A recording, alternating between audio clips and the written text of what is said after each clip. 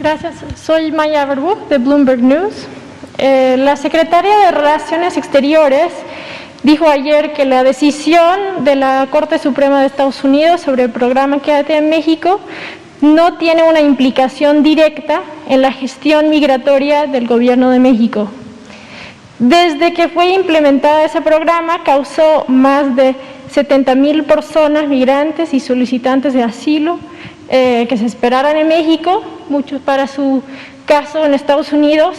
Aparte de eso, el gobierno estadounidense tiene también su política de expulsión durante la pandemia, que ha causado más de 800,000 personas ser expulsados desde solo octubre, muchos de ellos a México. Se supone que la política de expulsión terminará en algún momento, pero el programa de Quédate en México ahora no tiene fecha límite. Entonces, la pregunta es, ¿México pondrá fin a esto? ¿Puede decir a Estados Unidos, no solo en estados particularmente peligrosos, sino a lo largo de la frontera, no vamos a aceptar miles de personas migrantes, o no hay una fecha límite? Pues te respondo con lo que informó ayer la Secretaría de Relaciones Exteriores. Suscribo lo mismo. Esa es mi opinión. Lo que dio a conocer la Secretaría de Relaciones Exteriores sobre este asunto. Nada más. Nada más es cosa de, si se repite, ¿no tienen ustedes lo que dijeron? Pues básicamente están diciendo que México es un país autónomo, ¿no? Que puede tomar sus decisiones. Entonces, dentro de eso hay la posibilidad que México dirá a Estados Unidos, no queremos seguir aceptando miles de personas migrantes en nuestra frontera. Vamos a ver qué definió la Secretaría de Relaciones. Y siempre vamos nosotros a procurar tener una muy buena relación con el gobierno de Estados Unidos. Se tuvo cuando el presidente Trump y se tiene ahora con el presidente Biden. Por orden. Ahorita te damos la palabra. Y en su opinión, ¿es sostenible tener por un periodo de años esos miles de personas en la frontera norte de México, o debe existir una mejor? Se está atendiendo el problema de fondo. Se está buscando que se invierta para que haya desarrollo, que haya empleos, bienestar en los países de Centroamérica, que la gente no se vea obligada a emigrar, porque nadie sale de su casa, abandona a su familia por gusto, lo hacen por necesidad. Le ha ido mal, lamentablemente, a Centroamérica. Llovió sobre mojado. Además de la pobreza, se padeció de inundaciones. Ya hay una situación difícil en Guatemala, en Honduras, en El Salvador. Entonces, no se puede resolver un problema social solo con medidas coercitivas. Se tiene que atender la causa y se está buscando convencer al gobierno de Estados Unidos para que se invierta en el desarrollo en Centroamérica y que de esta manera la gente tenga opciones, pueda trabajar, pueda ser feliz donde nació, donde están sus familiares, sus culturas. Y también le estamos proponiendo a Estados Unidos que eche a andar un programa de visas temporales de trabajo porque se necesita la mano de obra, la fuerza de trabajo de mexicanos, de guatemaltecos, de salvadoreños, de hondureños. No hay mano de obra suficiente en Estados Unidos ni en Canadá. Entonces es necesario, es lo que estamos proponiendo, que se haga un buen análisis, un diagnóstico de cuánta fuerza de trabajo se requiere en Estados Unidos y en Canadá para crecer. Actualmente tienen problemas de producción. Si usted vive en Estados Unidos y compra un refrigerador, se lo van a entregar, si le va bien, en 3 meses, porque no tienen producción de electrodomésticos suficiente. Entonces se necesita producir, porque no es nada más de entregar fondos, ayudas. Se necesita producir y para eso se requiere fuerza de trabajo. Igual de importante que el capital en una empresa, o a lo mejor más importante, es la fuerza de trabajo. Entonces, lo que estamos planteando es, a ver, necesitamos mejorar la actividad productiva en América del Norte. Necesitamos producir más, si no, siempre van a estar llenos los puertos del Pacífico con mercancías de Asia. ¿Por qué comprar las mercancías en Asia si se pueden producir en América del Norte y en toda América? Sí, llevamos a cabo una política en donde no rechazamos a migrantes a diestra y siniestra,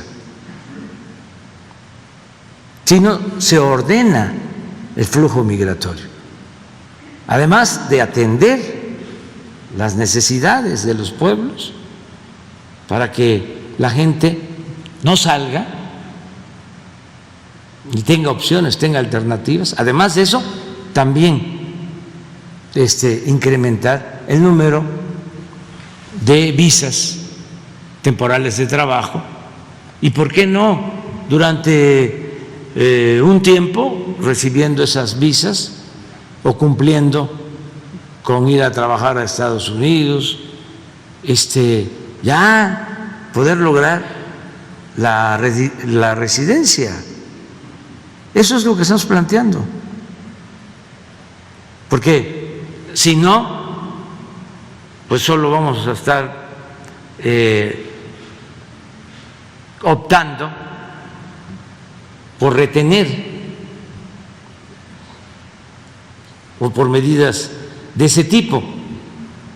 Nosotros nos hemos propuesto ayudar al gobierno de Estados Unidos, lo vamos a seguir haciendo en el tema migratorio. Afortunadamente es buena la relación, hay sensibilidad de parte de ellos para escuchar nuestra propuesta, se va avanzando y al mismo tiempo hemos tomado como decisión cuidar a los migrantes en el sureste para que no haya violación de sus derechos humanos, porque es muy riesgoso que atraviesen nuestro país.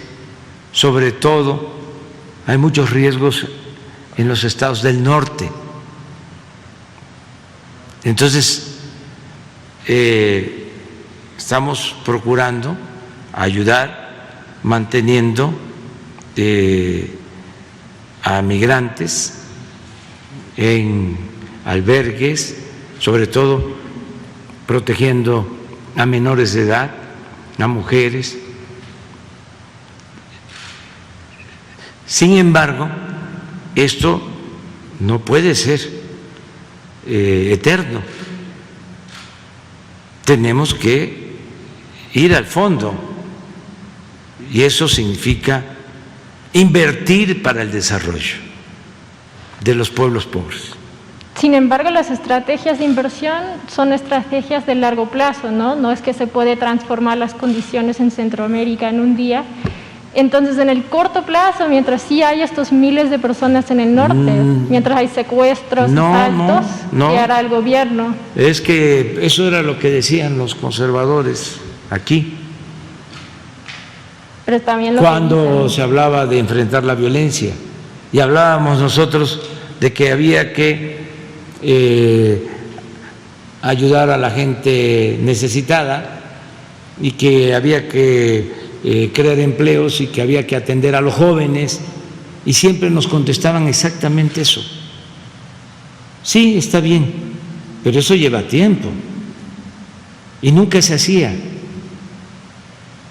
Y a los jóvenes se les abandonó por completo. Lo único que hicieron fue llamarles ninis, que ni estudian ni trabajan, y nunca hubo un programa para atender a los jóvenes.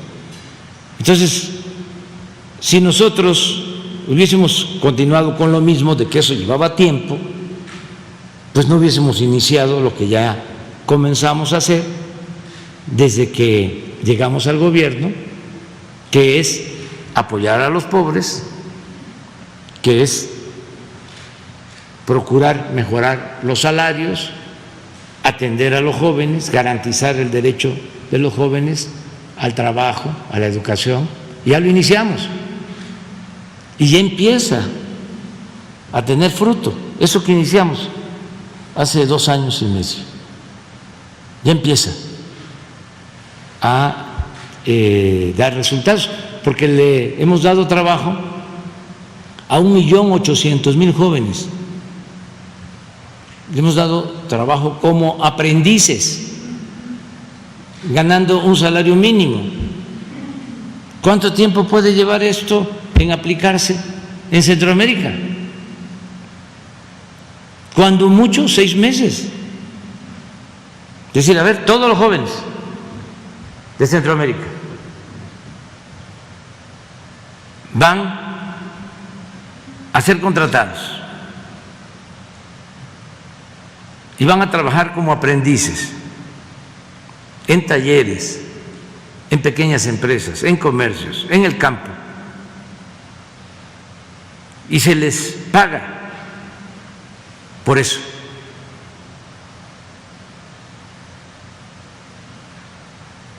Esto va a tener un efecto. El joven va a tener una opción, va a tener una alternativa. El salario mínimo en Guatemala, en El Salvador, en Honduras, me da hasta pena decirlo, es mejor que el salario mínimo en México. Entonces, les alcanzaría. Es mejor tener ese salario a no tener nada.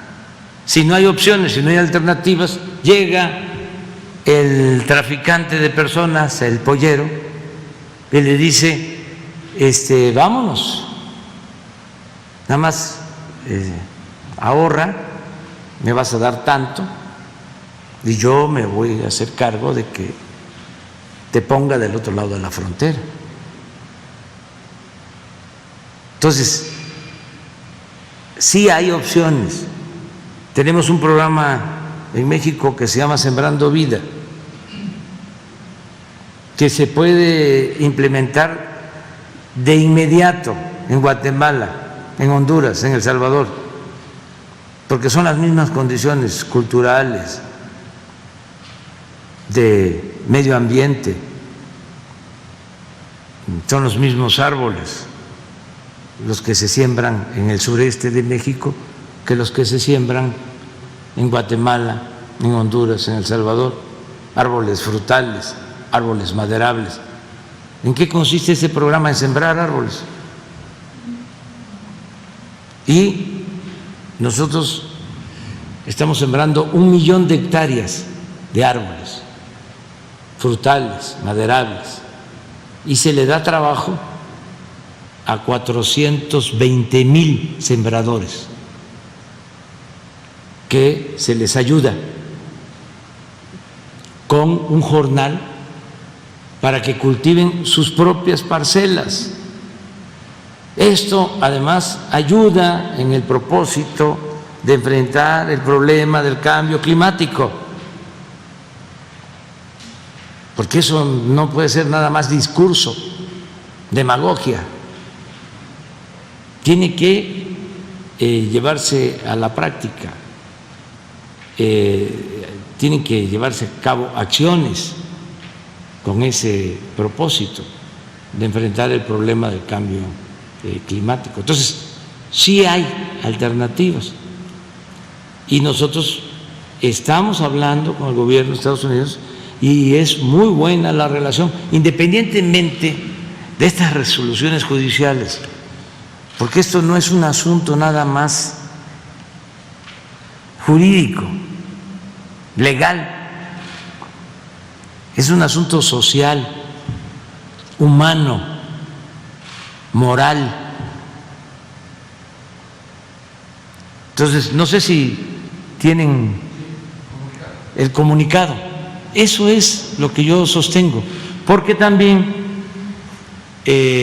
quisieran, por las diferencias que hay en Estados Unidos y también nuestros adversarios, que nosotros nos peleáramos o entráramos a polémicas que no nos conducen a nada. Tenemos muy buena relación, tanto con republicanos como con demócratas.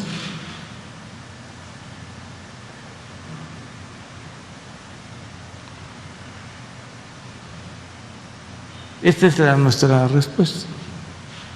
Pero el fondo es lo que acabo de exponerles. Ese es nuestro planteamiento de fondo. O sea, producir más en América del Norte y en toda América y cambiar la política que se ha venido implementando desde hace mucho tiempo. Por ejemplo, durante años fue el llamado Plan Mérida. Fíjense cómo querían resolver el problema, entregándonos helicópteros artillados. ¿Para qué queremos nosotros eso? Ya estamos proponiendo que desaparezca ese llamado Plan Mérida y que toda la cooperación tenga que ver con el desarrollo, con el bienestar del pueblo. ¿Saben qué sucedía? También esto para los jóvenes, porque en los medios no se informa sobre esto. El embajador de Estados Unidos en México, el que estuviese en turno, se tomaba la foto con un alto funcionario de México entregándole helicópteros y armamentos. Ese era el plan migratorio. No queremos eso. Y afortunadamente hay sensibilidad, nos han escuchado. He hablado con el presidente Biden sobre este tema, con la vicepresidenta Kamala Harris, que es también muy sensible y que ha ayudado bastante en mejorar las relaciones para atender el fenómeno migratorio. Acaba de estar el asesor principal de seguridad del presidente Biden, el señor Sullivan, y hablamos como 3 horas del tema. Y vamos bien, buscando el acuerdo. Desde luego hay estas diferencias que tienen en Estados Unidos, pero independientemente de esto, tenemos que ir al fondo, a lo estructural y proteger derechos humanos.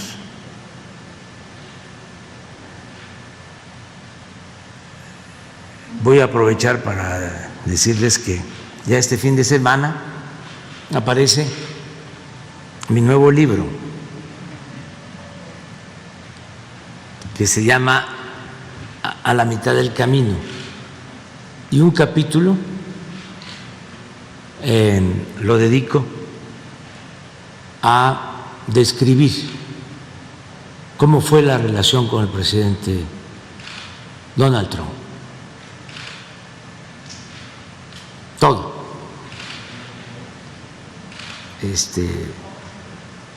Lo que se trató. Y ahí va a quedar claro cuál es nuestra política y cómo afortunadamente con el presidente Biden hemos podido entendernos.